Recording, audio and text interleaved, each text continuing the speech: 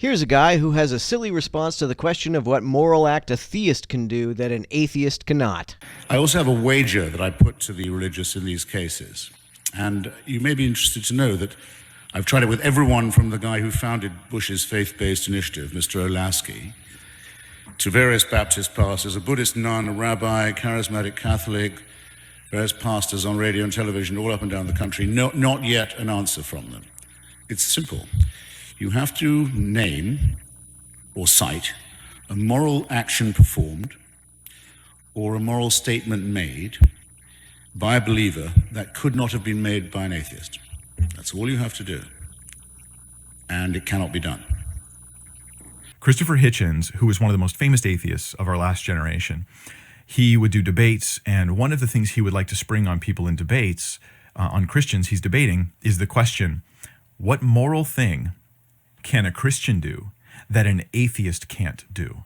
And he would do this all the time. I mean, it was like a mantra of his in his debates. Tell me one moral thing that a Christian can do that an atheist can't do. And so often his debate partners would just go, I don't know. That's a good question. I don't know. And they wouldn't have anything. And that, here's something I think is common in modern day atheism, pop atheism online, is that if they ask a question you don't know how to answer, then they think they've won. Insofar as they intend to demonstrate that a particular person's conception of the world doesn't seem to be able to account for something, they have won. If you can't think of an example of a moral principle that can be espoused by a theist that cannot be espoused by an atheist, then you have no basis upon which to claim that theism gives theists an advantage over atheists in that regard. Like you just saying, I don't know, it means they're right, which is not how reality works, right?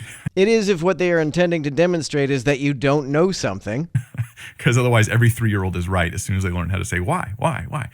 But 3-year-olds asking why are not necessarily claiming to be right about something, so I don't see what that analogy is supposed to illustrate. That's not how reality works. But at any rate, one pastor finally answered Christopher Hitchens, and he says, well, what moral thing can a Christian do that an atheist can't do? Tithe. Yes, that's very silly because, of course, atheists are perfectly capable of tithing if they want to. I wouldn't be at all surprised if there are atheists who still feel very connected to the faith community in which they were raised, despite the fact that they don't believe in the dogma, and who like what their churches do for that community, and who attend church regularly and tithe to them. I thought that's probably not the best answer. Technically, sort of, yeah. I mean, atheists aren't going to tithe. That's not even true, though. It's very possible, I think even likely, that there are at least a few atheists who tithe. But as I thought about it, I sat down, and I did what sometimes I do. I just hit pause on the debate, and I sat and I went, how would I answer that? What would be a moral thing a Christian could do that an atheist can't do? And then it hit me. The most important moral thing that anybody can do. Loving God. And how is that moral exactly? What non-circular explanation can you give for why that's moral? Because the only argument I can think of for why that's moral is ultimately because God says so. And even if one were to accept that this is a moral thing, why can't an atheist do it? Christians sometimes ask atheists, why do you hate God? If you can be an atheist and hate God, why can't you be an atheist and love God? Why would it not be possible to love a character one knows to be fictional? Like it doesn't occur to the atheist, or even many Christians that were debating Christopher Hitchens, that loving God, the most important moral imperative of the universe, is something an atheist cannot do. What argument do you have for the notion that loving God is the most moral imperative of the universe that isn't as circular as because God says so? And even if you could show it to somehow be objectively and non-circularly the most important, why can't an atheist do it? So the atheist is deprived of the highest moral imperative a Christian or a human is made for. How? What makes it impossible for atheists to love a concept that they believe has no referent? Also, how can something be a moral imperative if someone can't do it? Doesn't ought imply can? If you don't think that atheists can love God, then what sense does it make to tell them that they should love God? That's a big deal. That's a really big deal. If it's a really big deal, then it must have really big consequences. Consequences whose existence are falsifiable. What would those consequences be exactly? If atheists are just as kind to other people as Christians are, what difference does loving God make? The only example I can think of is that atheists wouldn't go to heaven. But given that heaven's existence is not falsifiable, this is a distinction with no practical meaning. This is humanism. Humanism is let's take care of each other, let's hold hands, but let's ignore God.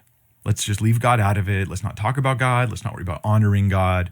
We'll just take care of ourselves. But that's just rebuilding the Tower of Babel, right? Gathering together to do our own thing, independent of God.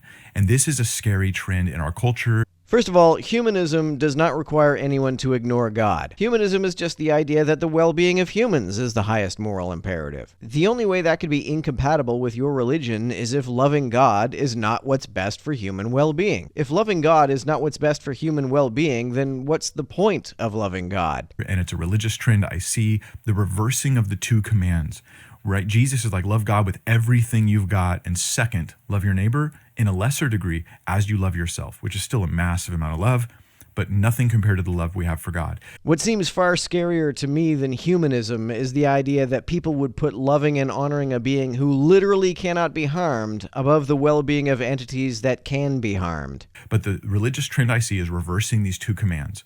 Loving the other person becomes the ultimate command.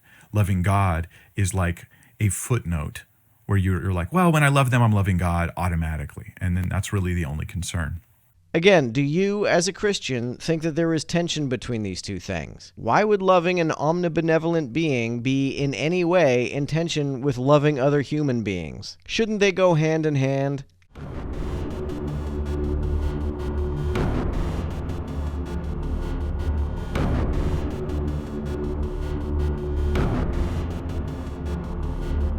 To everyone who helps me out on Patreon, you're a big help. Thanks so much.